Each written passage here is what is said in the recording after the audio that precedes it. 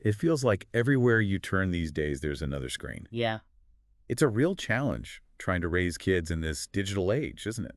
it really is. It seems like they're growing up in a completely different world than we did. Exactly.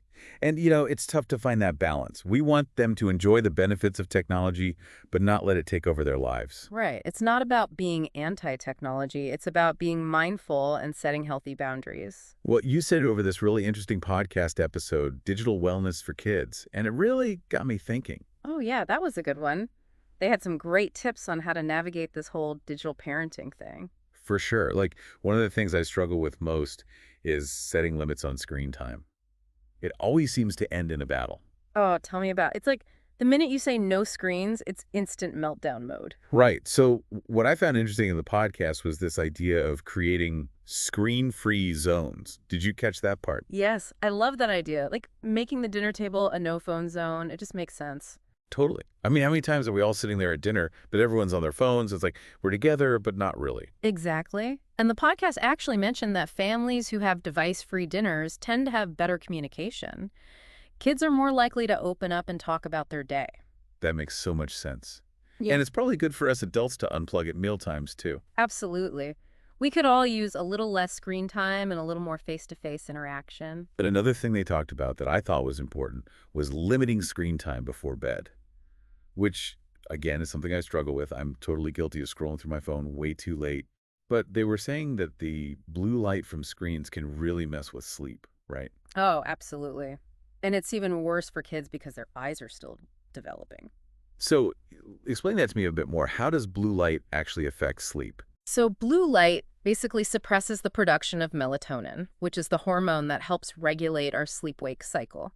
So when kids are exposed to blue light from screens right before bed, it makes it harder for them to fall asleep and stay asleep. Ah, that makes sense. It's like it tricks their brains into thinking it's still daytime. Exactly. Okay, well, I'm definitely going to try to be more mindful of that.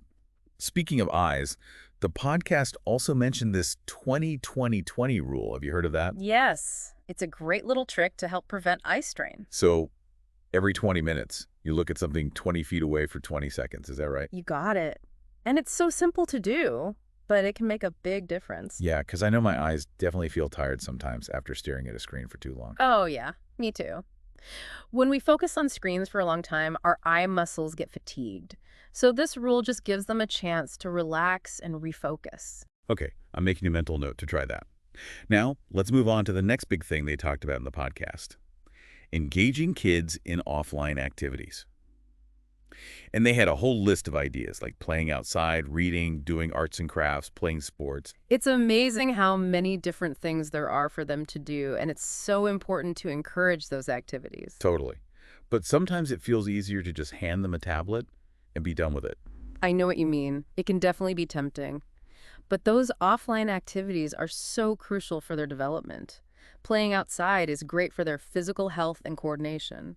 Reading helps them develop language skills and imagination. And creative activities like music or art boost their problem-solving abilities and self-expression. It's like they're getting a whole brain and body workout without even realizing it. Exactly. The podcast also talked about the importance of spending quality time as a family, which I completely agree with.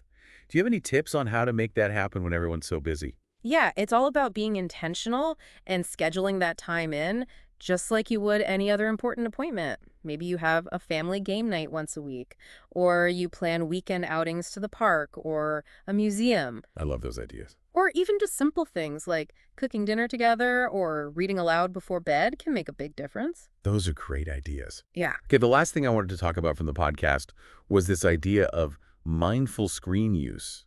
To be honest, I wasn't even sure that was possible with kids, but they had some really interesting points. Yeah, it's basically about teaching kids to be more aware of why they're using a device. Right, like are they using it for a specific purpose, like learning something new or connecting with friends, or are they just kind of zoning out and scrolling endlessly? Exactly. And encouraging that self-awareness is so important because it helps them develop healthy tech habits that they can carry with them as they get older. So true. I mean, I know I'm guilty of mindless scrolling sometimes, but how do we actually guide them towards using screens for good? It's all about being selective and curating their digital experience.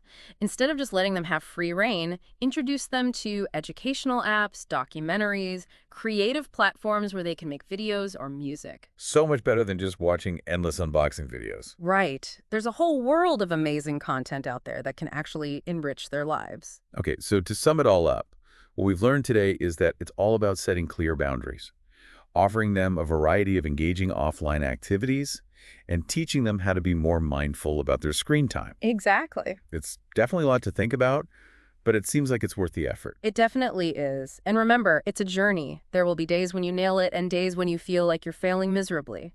But the important thing is that you're trying and that you're creating a healthy and balanced environment for your kids. Well said. I'm feeling so much more equipped to handle this whole digital parenting thing now. Thanks for taking this deep dive with me. My pleasure. And, I think it's important to remember that these principles of digital wellness aren't just for kids. We as adults can benefit from them too. Oh, for sure. Maybe that's a topic for another deep dive. Yeah. But for now, I think we've all learned a lot about how to help our kids thrive in this digital age. Thanks for listening, everyone. See you next time.